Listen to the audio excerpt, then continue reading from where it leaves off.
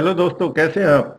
उम्मीद है अपने घरों में सुरक्षित होंगे। अपना और अपने परिवार का ध्यान रखिए, मास्क पहनिए, सोशल डिस्टेंसिंग रखिए, गवर्नमेंट की गाइडलाइंस को फॉलो कीजिए ताकि जल्द से जल्द इस पैंडमिक को हरा सकें। दोस्तों, आज का जो हमारा टॉपिक है money money and banking unit से है। सीबीएसई ने पूरा सिलेबस 2 टर्म में डिवाइड कर दिया है। Money and banking first term का पार्ट है, तो इसलिए पहले हम इसको कंप्लीट करें। तो इस वीडियो में हम मनी के टॉपिक को डिस्कस करेंगे कि मनी क्या है, मनी का एवोल्यूशन कैसे हुआ और इंडिया में जो मनी है उसकी सप्लाई कैसे मेजर की जाती है। तो ज़्यादा समय ना लेते हुए हम टॉपिक पे चलते हैं।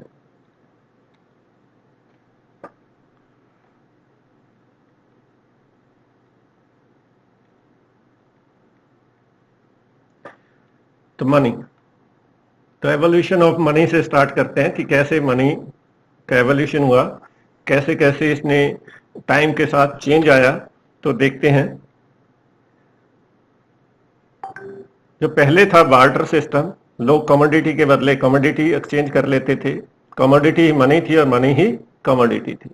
दोनों में कोई डिफरेंस नहीं था। कमोडिटी, किसी को कपड़ा चाहिए और किसी को गेहूं चाहिए, दोनों आपस में एक्सचेंज कर लेते हैं। इसी तरह सेवाएं, जो लोग किसी के लिए काम करते थे उनके बदले में भी उनको जो सैलरी मनी के रूप में या पैसे के रूप में नहीं, उनको भी कमोडिटी के रूप में ही मिलती थी। तो उस इकोनॉमी को हम बार्टर सिस्टम या कमोडिटी इकोनॉमी भी कहते थे। फिर टाइम चेंज आया तो लोग, उसमें प्रॉब्लम क्या था, बहुत सारी प्रॉब्लम थी बार्टर सिस्टम में कि एक तो जो सेविंग नहीं कर सकते थे, बचा के नहीं रख सकते थे फ्यूचर के लिए।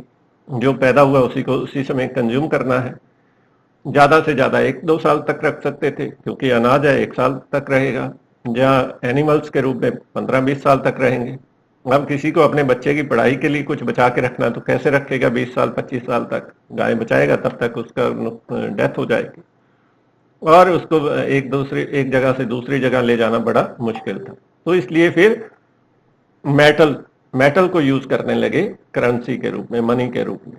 कमोडिटी को किसी को सेल करके वो मेटल ले लेता था और मेटल को देके फिर कमोडिटी ले लेता था। मेटल भी अब कैसे यूज हो, तो उसको कॉइन्स के रूप में यूज होने लगे। फिर कॉइन्स में भी बहुत सारी प्रॉब्लम थी कि मेटल है, उसकी वैल्यू चेंज होती रहती है, कभी वैल्यू बढ़ गई कभी वैल्यू कम हो गई, तो करेंसी की वैल्यू स्टेबल नहीं थी। तो इसलिए फिर पेपर करेंसी आई।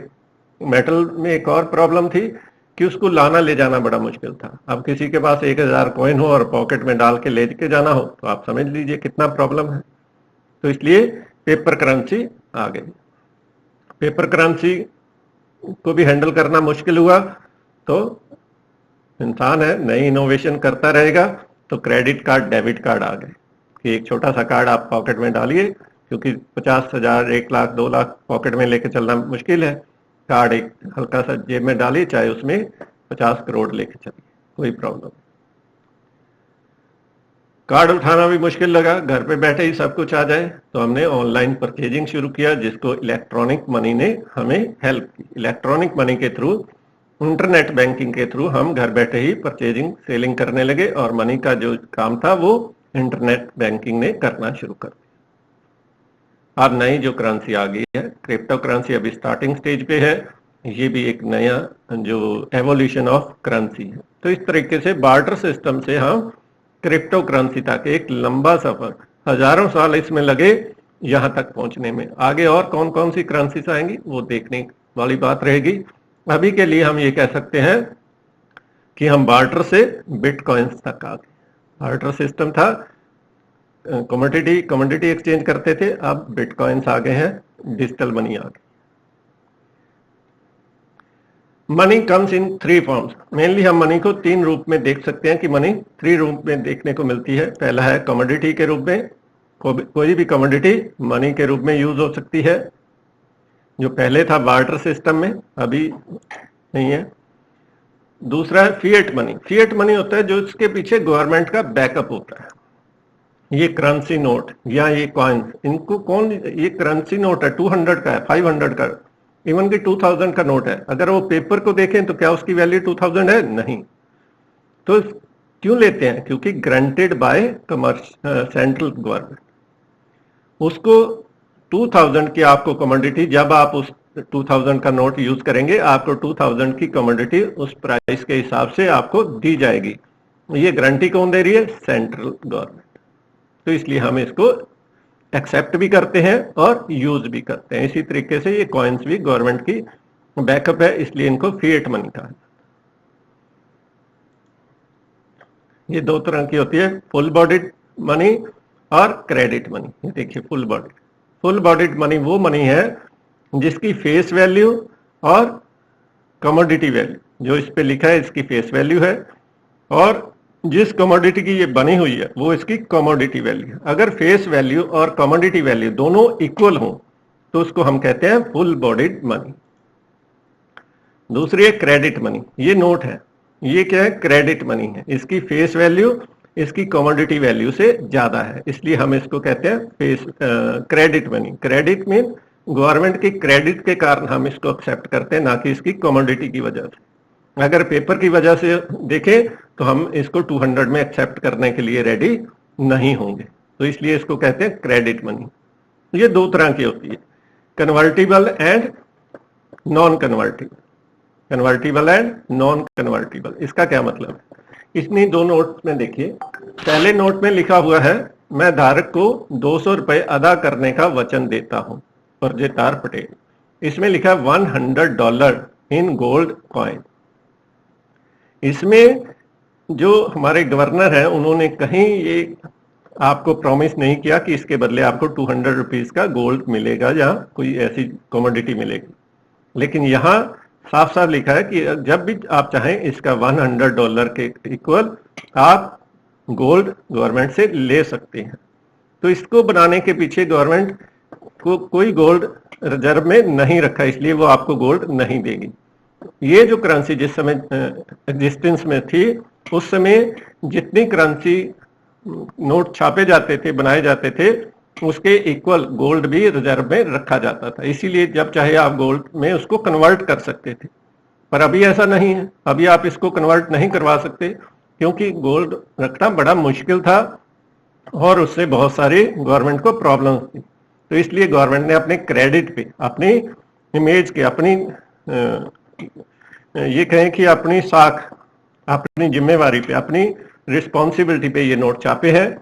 जब वो चाहेगी इसको, जैसे अभी बंद भी किए थे, तो गवर्नमेंट ने कहा कि ये अब यूज में नहीं रहेंगे, गवर्नमेंट इसकी गारंटी नहीं लेगी, और जितने नोट है आप गवर्नमेंट को वापस कर दीजिए। गवर्नमेंट ने अपने ही बनाए हुए 500 के 1000 के पुराने नोट वापस लिए और उसके बदले नए नोट इशू किए जिनकी गारंटी लेती है। अब अगर आपके पास 500 या 1000 का नोट कोई मिलता है तो उसकी गवर्नमेंट की गारंटी नहीं है, इवन कि वो इलीगल हो गया है। तो इसलिए जिनके पीछे गवर्नमेंट की बैकअप है वो फिएट मनी है, और दो तरह की हो सकती है, कन्वर्टिबल एंड नॉन कन्वर्टिबल। अगर आप उसको गोल्ड में कन्वर्ट करवा सकते हैं तो वो कन्वर्टिबल है, अगर नहीं करवा सकते तो non convertible. Fiduciary money. Fiduciary money होती है ऐसी मनी जो गवर्नमेंट एक्सेप्ट तो करती है, लेकिन वो आपको फोर्स नहीं कर सकती कि आपको लेना है। नोट आप लेने से मना नहीं कर सकते। आप एक दुकानदार है, आपके पास कोई 500 का नया नोट लेके आता है कि ये इसकी कमोडिटी दे दीजिए, तो आप ये लेने से इनकार नहीं कर सकते कि हम इसके बदले आपको नहीं देंगे, अगर वो नोट असली है। लेकिन फिड्यूशरी मनी वो आपके सेलर और परचेजर, या कहें कि जिनमें एक्सचेंज हो रहा है, दोनों के आपस में फेथ पे चलती है। जैसे चेक आपसे लेने के लिए दुकानदार मना कर सकता है कि मैं आपसे पेमेंट चेक के थ्रू नहीं लूंगा, तो ऐसी मनी सिर्फ आपके फेथ पे चलती है। तो इसको कहते हैं चेक्स, क्रिप्टो करेंसी। ये अभी क्या है? फिड्यूशरी मनी है, इसके पीछे कोई गवर्नमेंट की बैकअप नहीं। ये देखिए, ये चेक है, ये चेक गवर्नमेंट का ही चलाया हुआ है, बैंक का ही चलाया हुआ है, गवर्नमेंट का तो नहीं है, बैंक का, स्टेट बैंक ऑफ इंडिया द्वारा चलाया गया है। गवर्नमेंट भी इसको पेमेंट के रूप में एक्सेप्ट करती है, लेकिन वो किसी को ये चेक लेने के लिए कंपल्शन नहीं कर सकते, लेकिन नोट के लिए आप मना नहीं कर सकते। तो ये फिड्यूशरी मनी है जो लेने वाले और देने वाले दोनों के फेथ पे चलती है। तो ये थी types of money. Commodity money, fiat money में full bodied money, commodity face value और कमोडिटी वैल्यू इक्वल रहती है। Credit money, convertible and non convertible, fiduciary money जिसके पीछे गवर्नमेंट एक्सेप्ट तो करती है लेकिन कोई उसकी बैकअप नहीं है, गारंटी नहीं। मनी सप्लाई इंडिया में मनी सप्लाई को कैसे मेजर किया जाता है ये देखते हैं।